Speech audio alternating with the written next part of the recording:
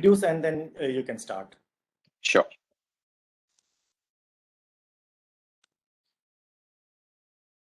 Good afternoon, ladies and gentlemen. The COVID-19 pandemic is continuing to leave its mark on the world. The world economies have changed and businesses world over are reconsidering their priorities. Supply chains, business models, jobs of people have completely transformed. The world has become more complex, but at the same time, more interconnected too. The rate of changes have accelerated as trends and structural breaks continue to reshape industries at all levels. Due to the pandemic, several organizations are looking to risk managers to guide the organizations overcome the crisis. Enterprise risk management during pandemic requires a professional approach to create the most value of the organizations to sustain the tempo of growth. We therefore at ESC, in collaboration with the Institute of Risk Management, India affiliate, have organized this session wherein an expert talk will help our participants to rethink, rebuild, restore the growth of momentum. Ladies and gentlemen, today amongst us we have Mr. Harsh Shah, CEO of the India affiliate of Institute of Risk Management UK and India chairman of IRM Regional Group. Mr. Shah is a chartered accountant and an alumnus of IIM Bangalore and technical specialist elected by the Institute of Risk Management UK. He has over 11 years of experience in audit and assurance, risk management, consulting, and corporate finance, including structuring strategic alliances and partnerships. Mr. Harsh was previously associated with KPMG Risk Consulting, where he worked on many enterprise risk consulting assignments across South Africa, USA, UK, China, and the Middle East. So now I would like to invite Mr. Harsh Shah to deliver his presentation. Mr. Harsh, over to you.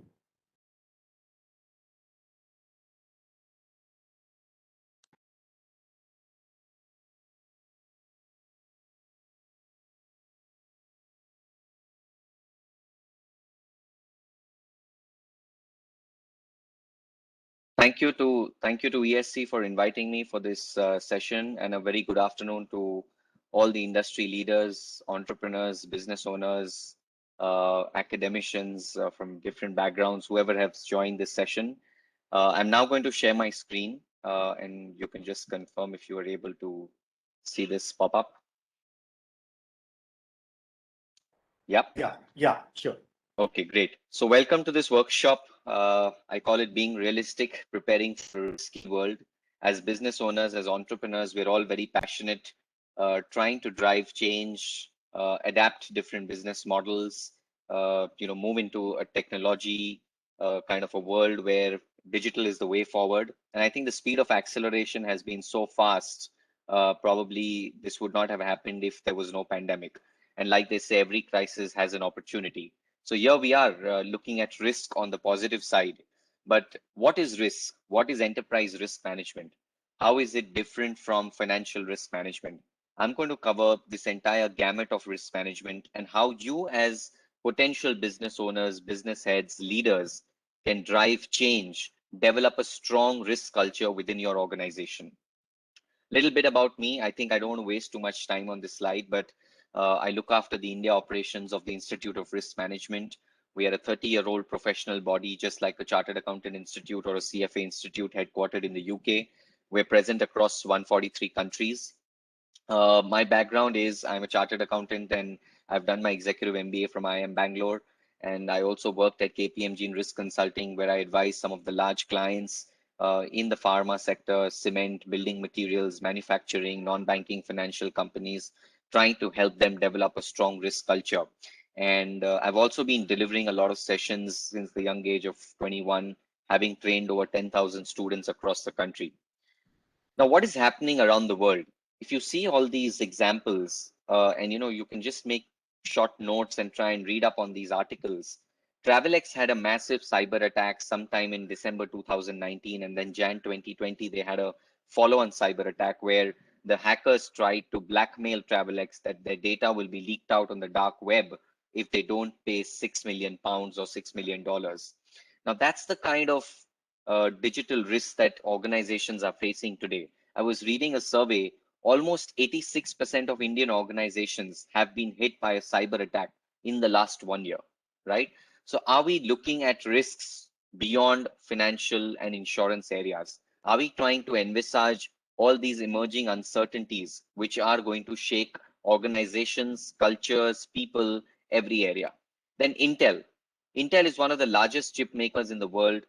Today they are potentially running out of business because there are competitors in Taiwan and in the UK who are coming up with better design and better fabricated chips. I mean, who could have predicted that a company of this size can be kind of pushed out of competition just by players in Taiwan and the UK? So that brings another important point to the forefront. Nothing is permanent. I think we practice that in life. We need to practice that in a company. Your leadership, your thought leadership, your competitive advantage, nothing is permanent if you don't constantly innovate, you don't have strategies for managing crisis and external risk events.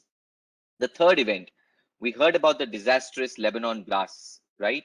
And we call it the classic risk management failure because the port authorities in Lebanon escalated to the government multiple times that we need to get rid of ammonium nitrate, but the government did not pay any heed.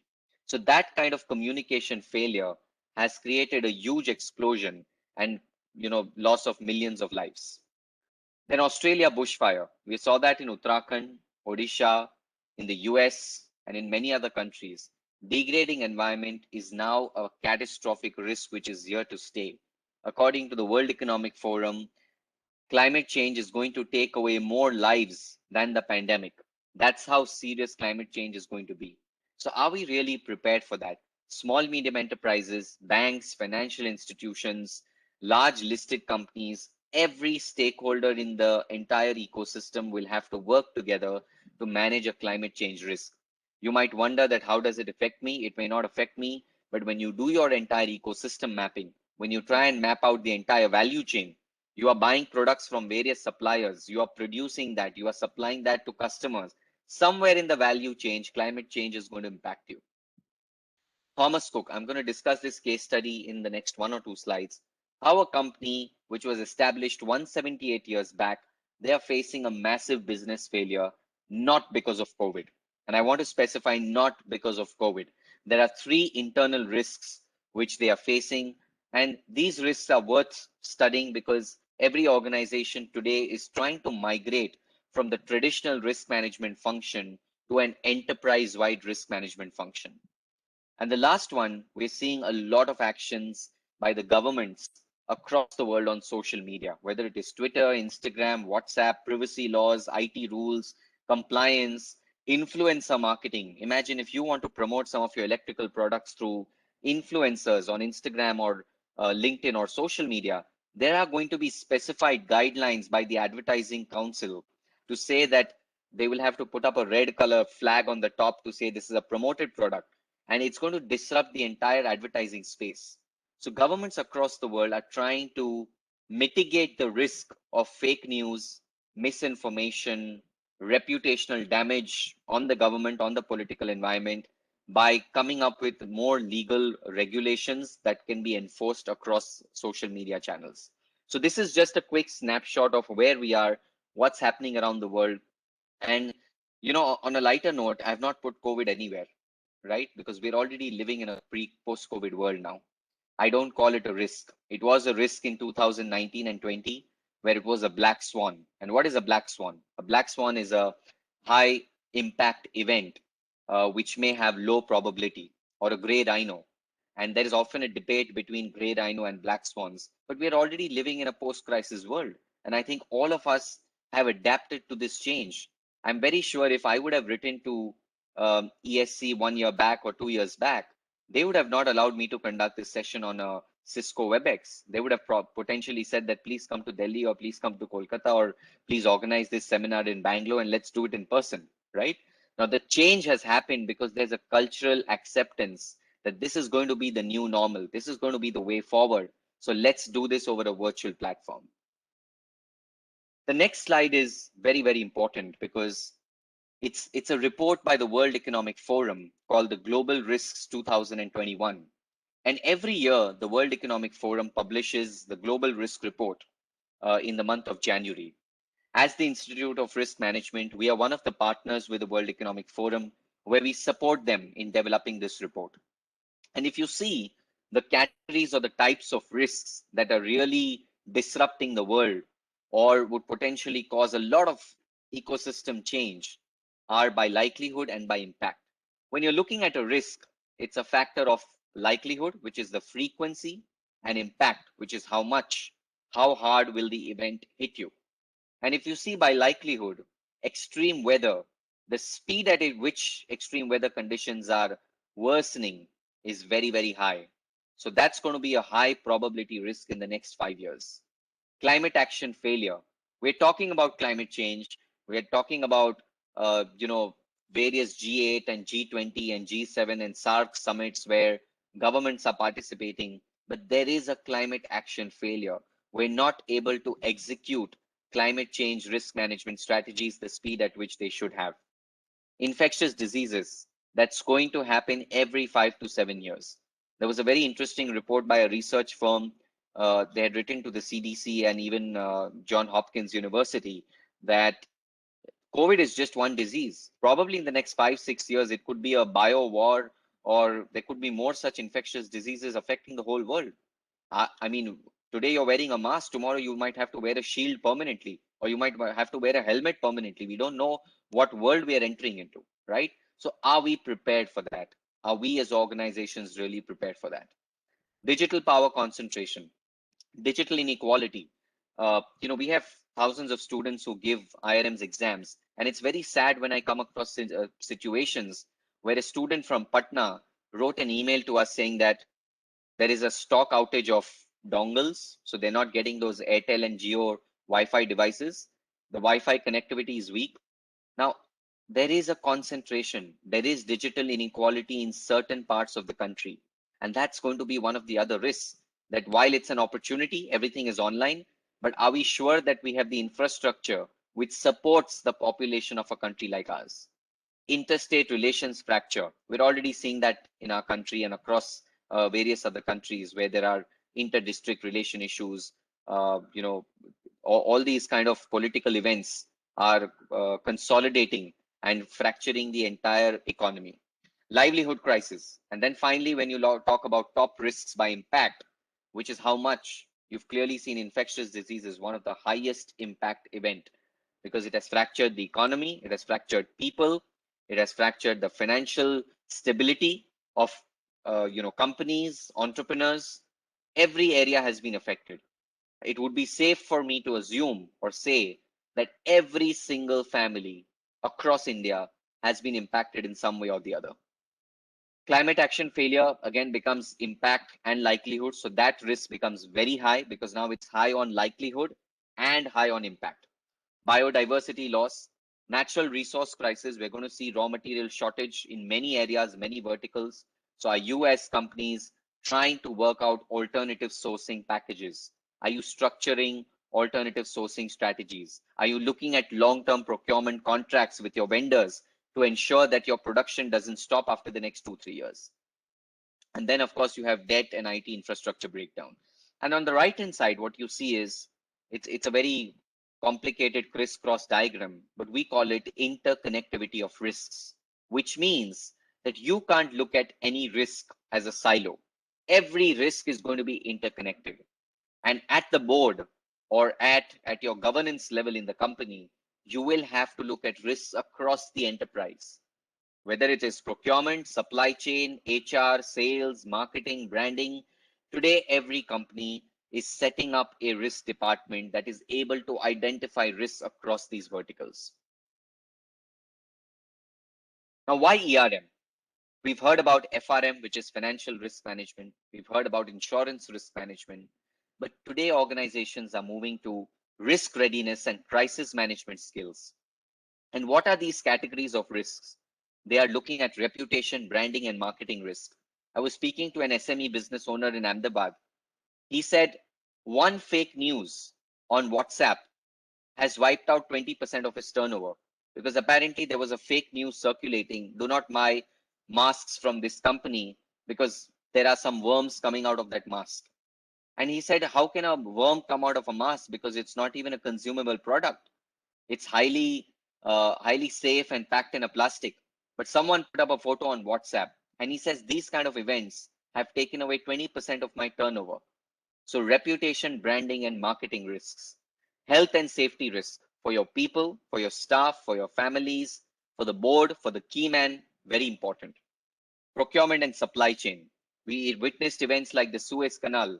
What if that happens to some of your goods where the container is just stuck, right? Or on the procurement side, if you are buying raw materials from the vendor, are you ensuring that there is a long-term availability of that? Are you ensuring that the long-term quality can be assured by that vendor? Then environmental and geopolitical risks, human resource and people risk. I was speaking to a psychologist in Delhi. She said that the number of cases of mental health has gone up by 600% in the last 2 years. That's because people are wanting a channel of communication. And now she has started partnering with certain companies in Delhi as an on-call psychologist or on-call mental health expert, where any person in that company through the HR department can reach out to the psychologist for mental health issues. And of course, there is a non-disclosure agreement. There is a contract of privacy, security, confidentiality, so that the employees feel that their case history is not leaked out anywhere. But that's the kind of issues that are coming up to the front. When we restart the office, when things open up like they were in 2019, you're going to have people with different sorts of issues. Someone has lost their parents, someone has lost their grandfather, someone has lost their children, someone has lost jobs, financial crisis, thousands and thousands of mental health issues which are going to come into your office. And I think it is the organization's moral responsibility to enhance the productivity of these people by mitigating the mental health risk. And lastly, insurance and financial risk, where then you talk about your market risk, your credit risk, your foreign exchange. Insurance includes sharing of the risk or transferring the risk to an insurance company. And what are the three things that enterprise risk management can help you with? One is complex problem solving. So every person in your company, if they are aware about enterprise risk management, they will be able to solve complex problems. Pick up Naukri.com, pick up teamlease.com, look at some of the recent job postings. You know what is the requirement? Managing and identifying risk in your own department has now been added as a role and a responsibility for every single role and function. And this is a practice which is being followed by the Fortune 500 companies, or at least the top listed companies. It also comes with a regulatory push where regulators are wanting the listed companies to focus on risk and governance. But what I'm trying to emphasize here is, why not every company? This is not an added cost. Today, if I am working for the Institute of Risk Management, I am supposed to manage risk within the institute. I'm supposed to take care of reputation, health and safety, procurement, all the categories of risk. So similarly, when you are hiring a procurement manager, you are hiring a marketing manager, you are hiring a technology expert, please make sure that managing risk is included in the job description of that person. The second thing is risk-based decision making. That's the second pink box. Now, risk-based decision making is a concept which I will talk in the next few slides. It comes from risk culture. And I'm going to teach you all today, how do you develop a risk culture? It's called the IRM's 5-level framework. There are 5 levels, and I will run you through that. And the last part is critical thinking and risk mitigation. So through enterprise risk management, one is assured that all complex problems, all risk strategies can be implemented. And like they say, not all risks can be avoided, but definitely all risks can be managed. So this workshop today is not to help you avoid the risk. No one can ever avoid the risk, but help you manage the risk so that you are able to act with speed and try to reduce the impact of that risk on your organization. Two very interesting articles on the right-hand side. One is by Forbes and second is by Harvard Business Review. all good managers are risk managers. And second one is make everyone a risk manager, right? So that means none of your employees are just going to work on their own function. They are expected to be risk managers. They're expected to understand the risks and opportunities in their function. Now, why did Thomas Cook collapse after 178 years in business? And let me just, reduce the font because so that you can see it. Sorry. So why did Thomas Cook collapse after 178 years in business? And there are three major root causes which contributed to their failure. Not the pandemic, not the 2008-9 financial crisis, not the oil crisis, not the housing bubble, not any earthquake or natural calamity, but three internal root causes which they could not manage. The first one is a bad merger. In 2007, they were going to acquire this company called My Travel. And naturally, when you're acquiring a company, you have a merchant banker, there's a due diligence report. And when we studied the due diligence report, it was so funny that in the last 6 years, My Travel had made a profit only once. And on that basis, Thomas Cook predicted that we're going to save 75 million pounds a year. How did you predict this number when My Travel as a company already had massive debts and they had made a profit only once in the previous 6 years? So there was a merger and acquisition risk where the wrong company was acquired with the wrong hope and wrong aspiration. And in fact, post the acquisition, Thomas Cook actually faced a 1.5 billion pounds of loss. The second one is the internet revolution. And this applies to all of us who are in business, trying to challenge the digital way of working. I understand that it's not very easy to migrate to a digital platform, easier said than done. But for Thomas Cook, I think it was fairly simple because there were already competitors like Airbnb, MakeMyTripYatra.com, who were selling tickets online and trying to sell customized holidays. But Thomas Cook stuck with their traditional model. They said that our expertise lies in inviting a customer to our center, giving him or her a cup of coffee and tea, making them feel special, red carpet entry, there's air conditioning, they're given printouts of Google Maps and hotel pictures and books. And finally, the customer says, this looks interesting, so I want to book. But this is a concept which applies to the British world. Thomas Cook started in the British side of the world, and typically, Britishers love to talk, they love to experience, they love to visit a place and try and chit chat with a customer service agent before they embark on a trip. But the Gen Z or the younger population, they don't want to visit centers to book tickets, right? So they did not predict the speed of change. And that comes to the likelihood. Are you ensuring that the probability of risk is being monitored? Let me take you back to the Nokia case study. A very less known fact is, yes, Nokia failed. They did not migrate to the right operating system. But one of the less known facts is there was a junior plant manager who wrote a letter to the CEO saying that we need to move from the Symbian operating system to the Android operating system.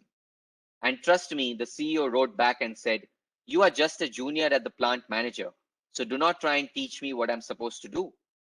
And that kind of ignorance costed Nokia a huge loss. So the fundamental rule of risk management or enterprise risk management is do not ignore any small piece of information that comes in your organization.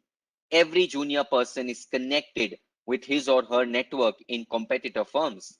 They know in and out what's happening in the environment, in the competition. So do not ignore. Let that piece of information serve in identifying potentially dangerous events. The last one in Thomas Cook, the third root cause, is the mounting debt. 70 years back, the situation was not different. And in fact, until 1972, Thomas Cook was part of the British Railways. And today they're sitting on a debt of 1.1 billion pounds. So that's the kind of massive debt crisis that Thomas Cook is facing.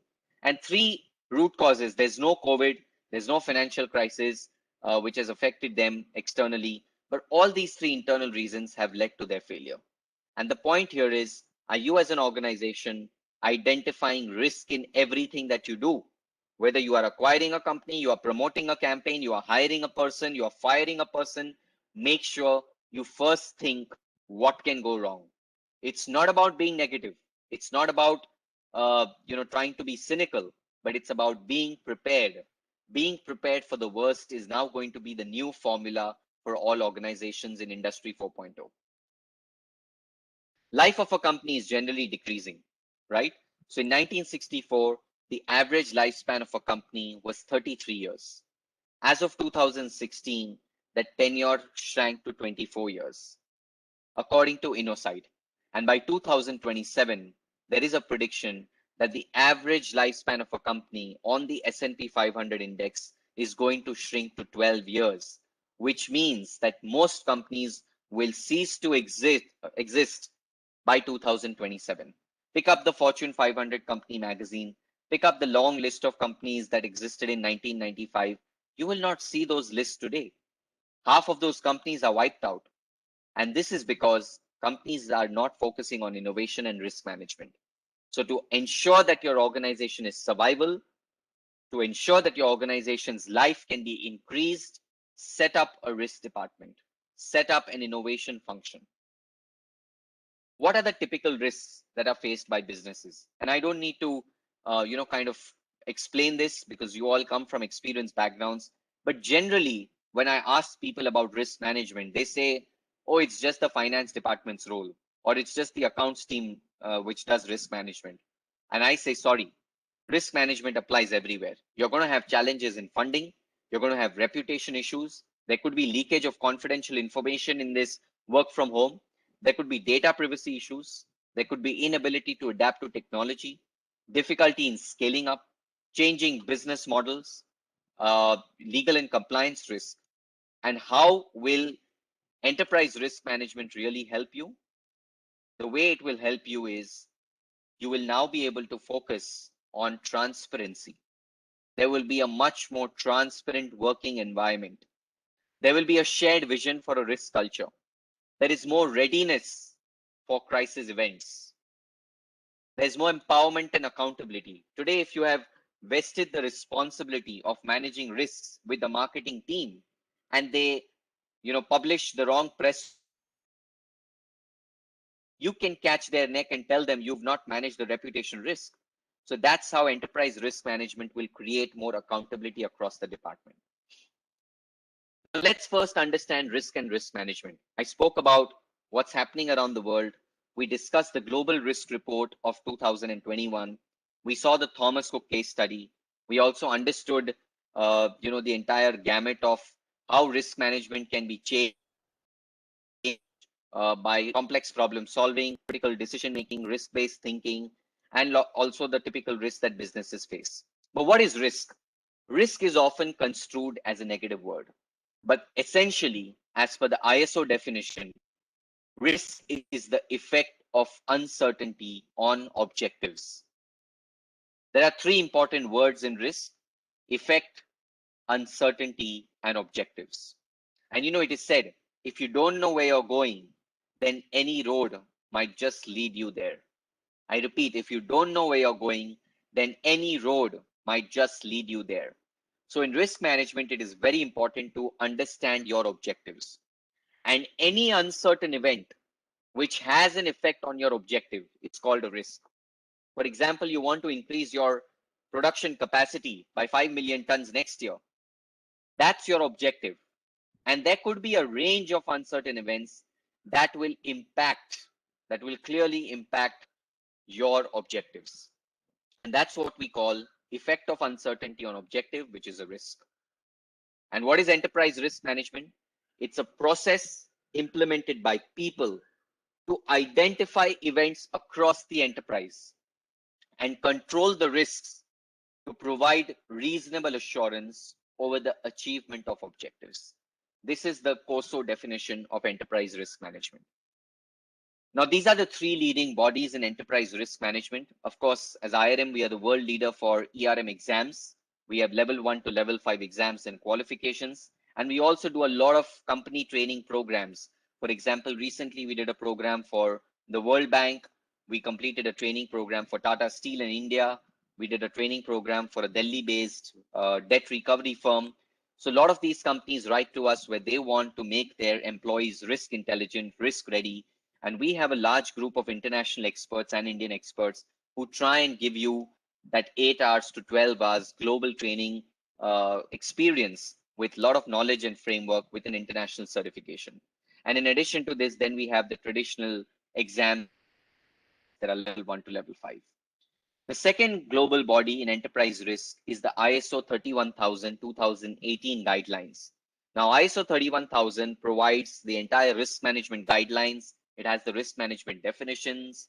It is a publicly available document. But if you want any more information, we'll be happy to share it with the ESC office, and they can share that via an email with all the participants today.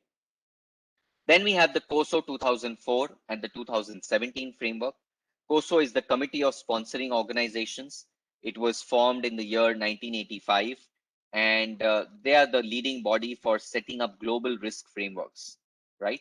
So these are the three international bodies in enterprise risk management. Now, coming to the risk culture, I was talking about the 5 elements of risk culture. The first element is personal risk appetite. So when you are setting up a risk culture in your company, make sure you align the personal risk appetite of all the employees. The second thing is the personal ethics, which means, are your employees willing to give a bribe? Are they willing to take a bribe? Are they giving gifts? Are they distributing gifts? Make sure the personal ethics of every individual is very well aligned within the company. The third thing is the behavior, the attitude, or the approach towards the company's objectives. Again, you need to align that. And a combination of the personal risk appetite, the personal ethics, and the behavior will form your organization culture. And then from the organization culture, you will slowly develop risk-based decision-making matrices where every decision taken, if it is beyond the appetite of the company, it has to go to a central committee. For example, if your turnover is 200 crore or 500 crore, and say there is a decision which is requiring you to procure materials worth 600 crore. So that is beyond the appetite of the company. And for that, you will have to set up a risk committee which will take that decision. Okay. So this is the 5-level risk culture framework which many organizations have started implementing today. How does a risk process work? So this is the elements of enterprise risk management. You first look at identifying your objectives, which is your scope and context. Then you get into risk identification. You move into risk analysis, then the risk evaluation. And when I say risk identification, there are various tools and techniques: SWOT analysis, boardroom brainstorming sessions, horizon scanning, which means you are going to predict into the future, try and have that discussion with your fellow colleagues. What can happen 5 years from now? What can happen 10 years from now? What can happen 20 years from now? Right? In scenario planning, you will try and create what if scenarios. What if this goes wrong? What if our vendor shuts down the plant? What if our vendor is bankrupt? What if our customers don't repay on time? So these kind of scenario planning exercises need to be done. Then you will have to do a lot of financial analysis on your own data, risk interviews with your negative news analysis, and all that comes under risk identification. Once you've identified the risk, you will then go to risk analysis, where you will look at how much, how many times, impact, frequency. Then evaluation, you will rate the risk. You will rate it based on likelihood and impact, either 3 into 3, 4 into 4, 5 into 5. And finally, you will treat the risk, which means you will transfer the risk, share the risk, accept the risk, or just respond to the risk with a strategic action plan. And lastly, the 3 buckets, which is the recording and reporting, monitoring and review, and communication and consultation. So it's a continuous process. You can't just do risk management in one go. You have to keep reviewing this process flow every 3 months to 6 months. This is what we call the Cambridge Taxonomy of Business Risk. You can take a photograph of this slide. As IRM, we work with the University of Cambridge very well. And if you see, financial risk is just one component, right? You can see it on the screen. But enterprise risk management covers geopolitical, technology, environmental, social, and governance. And it has all these risks: your human capital, cyber, change in government, infectious disease, health trends, pension, company outlook, fake news, gender imbalance, aging population. These are the kinds of risks you will need to start identifying and planning for. Little bit about the regulations. SEBI has recently mandated the top 1,000 listed companies to now set up a risk management committee, and that risk management committee is vested with the power to appoint a chief risk officer. So just like there is a chief financial officer, there is a chief executive officer, companies now have chief risk officers. And with our examinations, we have a large group of chief risk officers who have completed all the 5 levels of IRM. Then under the Ministry of Corporate Affairs, Companies Act 2013 has again mandated every company to have a risk management policy. And Reserve Bank of India has mandated that the select NBFCs and most banks have to have a chief risk officer. So this is what regulators are doing in a post-crisis world. And they're clearly specifying that don't just look at financial risks, look at enterprise-wide risks. Help your organization become risk mature. I'm sure as I conclude the last few slides, it's very important that you all understand, where do we start? These are the 4 quadrants of risk maturity. The first quadrant is naive. The second quadrant is novice. The third quadrant is normal. And the last quadrant is natural. As a company, you will evolve from naive to novice to normal to natural. And the main difference between naive and natural is that risks are completely ignored, but in natural, there is a risk-aware culture. Then in novice, risk is more about compliance, but natural, risk is used for a competitive advantage. Normal, risks are predicted, but they are, not really focused on integration. Every department is doing their own job. Whereas natural, every risk is embedded in every department. So that's the kind of structure that your organization needs to follow to now become risk mature. A little bit about IRM, like I said, headquartered in the UK. We cover all the sectors. We provide a pathway to becoming a certified fellow. We've been driving excellence since 1986. These are the 5-level exams. So like you see at each stage, you get a formal designation. Level 2, level 3, level 4, level 5, and you finally become a certified fellow. Some of our select certified fellows who've completed all the 5 levels, and they're working at leading organizations trying to transform the risk management department of those companies. Right from Dubai Roads and Transport Authority, Chief Risk Officer of India First Life, Mr. Sundar, Rama Warrior, who runs his own risk consultancy practice, Jitendra Arora, State Street, Alvin in Hong Kong, Dr. Daniel, who's at Swiss Post. Imagine a post office having a chief risk officer in Switzerland. That's the kind of roles that our qualified professionals after completing all 5 levels are playing. These are some of our publications. So more than happy to welcome you to our global community. Even if your organization needs any support in developing a risk management function, let us know. We do have affordable training programs where we can select a group of employees for your organization. And there is an enterprise risk global magazine, which is read by all the global leaders on risk management. We'll be happy to kind of circulate that through the ESC office. Some of the companies we have worked with include Future Generali, Accenture, HSBC in the UK, Ernst & Young, MasterCard, Mubadala Fund, Genting in Hong Kong, again, retail, so across the sectors. So with that, I'll give it back to the ESC office. I'd like to really thank you for inviting me, and I will keep this open now for some question and answers in case there are any. And I truly hope that organizations and business leaders who have attended today's sessions are able to take back some learning and set up a formal risk and crisis department. Thank you, Mr. Harsh. That was a great presentation. And I'm sure that the audience must be having a lot of questions. So now the floor is open for question and answer session. So I request the audience to unmute themselves and raise their questions.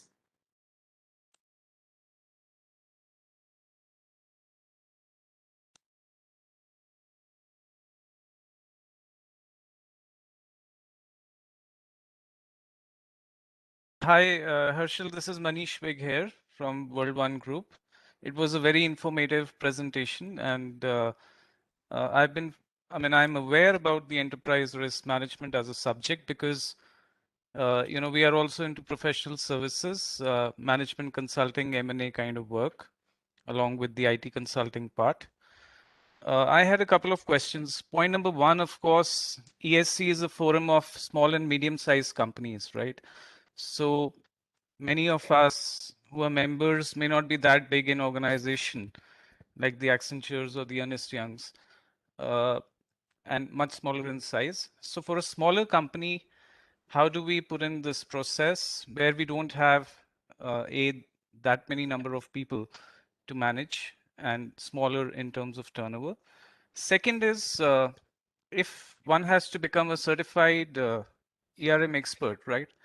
So level 1, 2, 3, 4. What are the prerequisite criteria? Because we are entrepreneurs and we are managing our own companies, and this would be an additional position to take. So what is the minimum qualification criteria? Do you need a finance background or a CA or something like that? Sure. Thanks, Manish, for that question. And I understand your concern that small medium enterprises, often don't have the right resources or bandwidth to focus on risk management. In fact, an entrepreneur is the right risk manager, right? Because risk runs in his or her DNA. There is no prerequisite for our level 1 exam. So if you have less than 2 years working experience in risk, then you can go for the level 1. If you have more than 2 years experience in risk, you can directly go for the level 2 exam. The level 2 exam happens for 6 to 9 months. You get a formal designation IRM cert. Then you go to level 3, which is grad IRM, level 4, level 5, and then finally certified fellow. We do have a lot of consultancy firms where the senior partners or the founders are taking up the 5 levels because they want to add risk management consultancy as one of the service lines.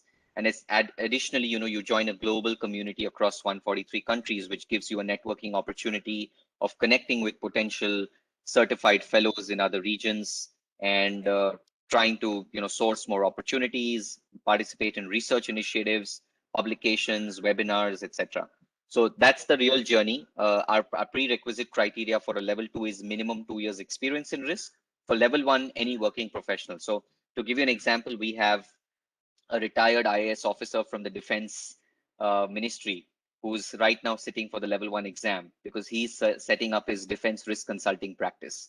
I also have at the same time a young 27-year-old candidate who's working at a Deloitte and sitting for the level 1 exam because he's working in the risk team. So there's a huge application of enterprise risk, as you rightly said. Its focus is more on enterprise-wide aspects. Thank you so much. I think, yeah, no, I would be very much interested because, to add a risk management portfolio in consulting, as well as, given the way how the business processes and the culture is evolving and changing post the pandemic world, it makes a lot of sense. So I would surely be interested to explore. And I just wanted to clarify if there's some, financial background needed. Of course, I'm an MBA myself, but generally speaking, not a CA in terms of any financial expertise. So thanks. I think answered the questions. Thank you so much. Very interesting presentation. Vikasji, maybe you can give a copy of that, circulate it for Sure, we'll do that. later use. Thank you. Yes, Mr. Timir. Yeah, in extension to Mani's question, in fact, I am also on the same platform since I am having a background of engineering. Harsh, first of all, it's really a wonderful presentation and it's an eye opener because going way forward, people are always running after the business, the kind of sales and marketing and promotion. They are doing a lot of investment, but they never think about the back end process where risk is one of the major key criteria. So I am also one of the victim of same. Post pandemic, see, we are also coming from MSME kind of small and medium enterprises, and we are also into the projects kind of thing where certain paperwork or documents, we don't have any specific legal consultant, or sometimes it may case to case basis we take the help. So at the same time, how the person like us or like me having a technical background, so I myself is also having an experience, working experience for more than 25 plus years, but at the same time a risk kind of management, such studies for us this is the first time and new experience. So how we can go about it, that is first. Second, do we have any kind of virtualized, as right now we are getting virtual CFO, virtual CSO kind of services available. So likewise, can we get the virtual chief risk CRM kind of services where your kind of already experience and you are the benchmark for such kind of services, or maybe a solution introduction can be a help to us. And third, going way forward, how this can help to expand our business in terms of as a basic ingredient or maybe at grassroots level, how it can help us. So some of the queries from my side.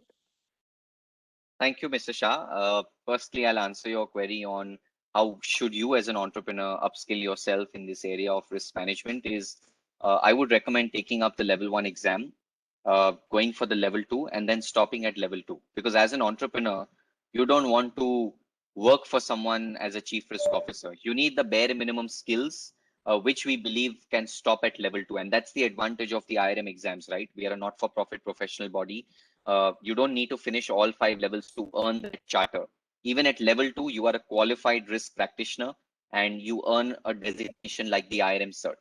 So that answers my first question. You can start with the level 1 exam. In fact, in the February attempt, we had 3 entrepreneurs. One of them is backed by a private equity fund, where the private equity fund has mandated their startup to set up a risk management department. Oh. And then the second person is an SME owner.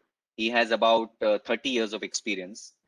He runs a publishing house. So these are the kind of people who are also taking up the level 1 exam, because it will open up your mind to certain areas of risk, tools and techniques, and you will be given a handbook which can then be the driving inspiration for you to set up a risk department. The second thing is in terms of virtual risk services, we do have a lot of partners that we work with, and I'll be happy to connect with you, separately on this subject, where we can support your organization through a virtual risk manager, where only for the dedicated hours that you need, I will provide you with a qualified risk manager, and based on the number of hours you will be charged. So that's the model we work with. For example, you say that you want a risk manager in the Q1 just to identify all the risks. Then in Q2, you want them to just report all the risks to the board. Q3, you just want them to do a second review of the risk analysis. We do have IRM qualified people who have taken up these global exams, and they'll be able to go back into the live environment and work with your organization to support a risk culture. So that is the second part. Third part is in terms of the continuous resources and learning. Once you complete the level 1 exam, you are added to our alumni community, like I was mentioning to Manish. So by being a part of this alumni community, it's global access to all our virtual events. So, the events are ranging from nuclear war risk management to climate change risk management to one event I forgot on fake news risk management. So these are the kind of virtual webinars which you can attend completely free of cost. There are international speakers and Indian speakers. And then, like I said, there are a lot of publications where you will be receiving the soft copies on your email for continuous guidance and support. Yeah, thank you, Harsh. It was really a great help. And how, in fact, Mr. Vikas, if again, I have already requested in chat box about the presentation to be shared. And I would like to connect later on a later part with Mr. Harsh for one-to-one basis. And Harsh, we are also going way forward, likely to be having been acquired by one of the larger group. So in that area also we are seeking for your guidance, because after post acquisition also the entity will be a very much a big entity, and at that time also your kind of services, or maybe in terms of having kind of collaboration where capacity and capability building can be a part of it. So I think would like to definitely connect with you soon.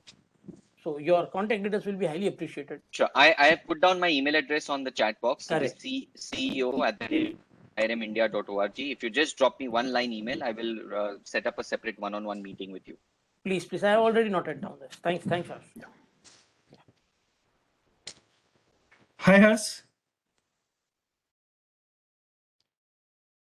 Hello, are you audible? Yeah, Yes, we can yes. hear you. Please go on. Yeah. Hi, Harsh. Very good afternoon. How are you? Thank you. Doing fine. Thank you. Yeah, Harsh, you just spoke about some conferences about related to risk management.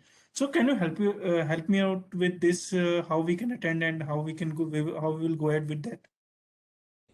You're talking about the level 1 exam?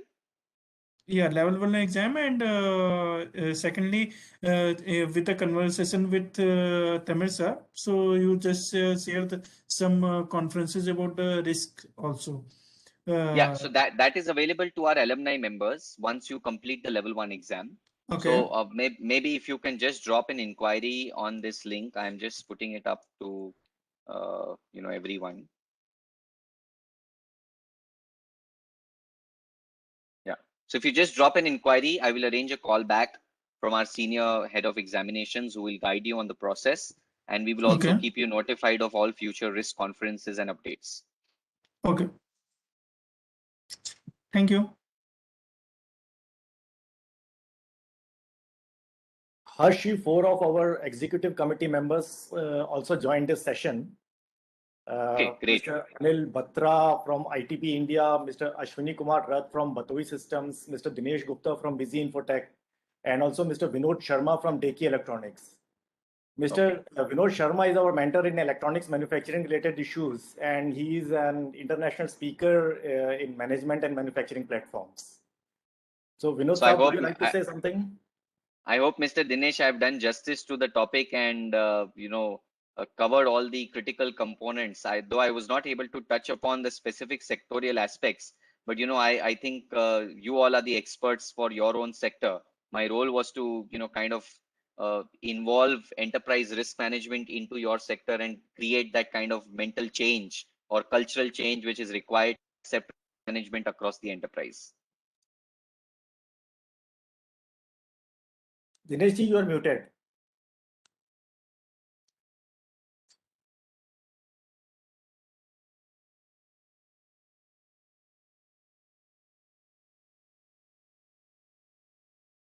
Dinesh ji, sorry, we can't hear you.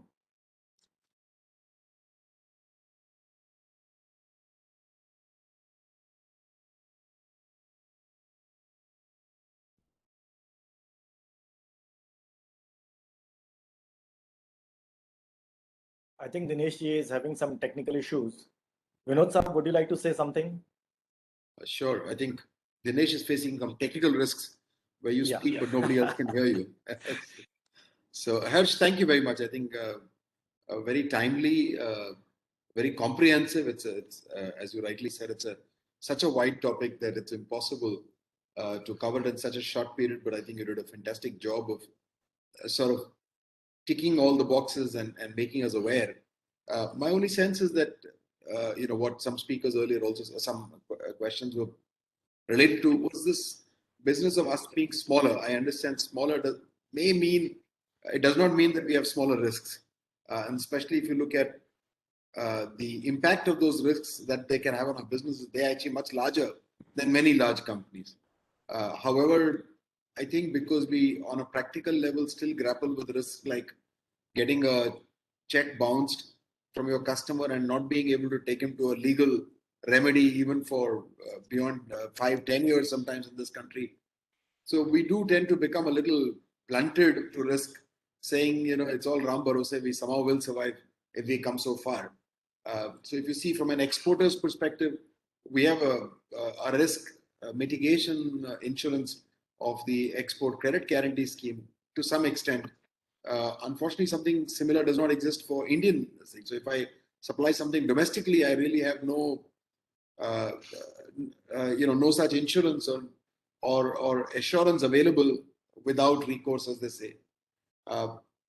Having said that, something that you might want to work on, and we can ensure ESC office would be more than happy to do that with you, is to build a very simple, practical template for SMEs, for smaller exporters, saying these are the key ones, a very simple kind of Tichy matrix, 4-5 questions for each type of risk, so that we can at least assess the kind of risk we have. And some need to be dealt with essentially, some are necessary, some are desirable. So if something like that could be done, we could do a half-day workshop with you or something, and get some of our executives also onto those things. That might be, so this is very good at a CEO level, I guess, to make us aware of where we are going. but again, from a perspective of actually getting practical and taking something away from such a fantastic session, that template might be very helpful. So thank you very much. No, I think thanks, Vinod. I think that's a very good point. We do a lot of research and thought leadership publications across the world. And in fact, what you mentioned is something which we are already trying to work on with the Ministry of MSME through the National Institute of Micro, Small, Medium Enterprises. What I can do is check whether ESC can be onboarded into that research publication as a knowledge partner specifically for your sector. And then if with your support, we're able to get specific sectorial experts, because I'm sure there are MSME sector experts or sector trade organizations who focus on skills, they focus on manufacturing, pharma, distribution, retail. So we can try and get those knowledge partners on board, and then through the Ministry of MSME kind of curate that research paper, which would serve as a free guide or a free document for all these young business owners. And when I say young, it's by virtue of their organization and size. You know, the energy is always so high as a young entrepreneur. So all MSMEs are called young MSMEs and young organizations. So let's work on that. I'll be happy to connect with you. If you could either drop me a test email or you want me to send you a note. I think the ESC office has my email address. So if you can get back to me, and we'll take it ahead. Sure, we'll do that. Thanks, Harsh. So are there any more questions?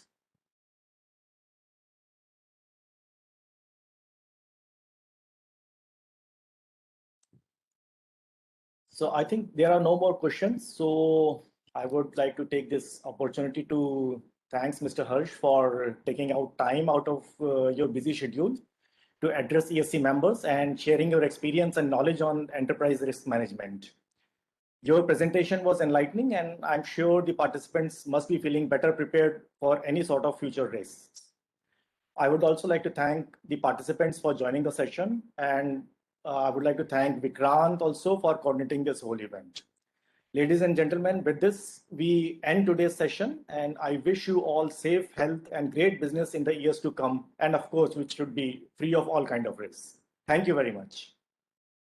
Thank you, Mr. Vikas and Mr. Vikrant, and thank you specific thanks to Harsh for conducting such a wonderful and meaningful webinar. Thank you. Thank you. Thank you. Thank you, Mr. Harsh. I would just request you to please advise your office to mail the presentation. Sure. Yeah, thanks a lot.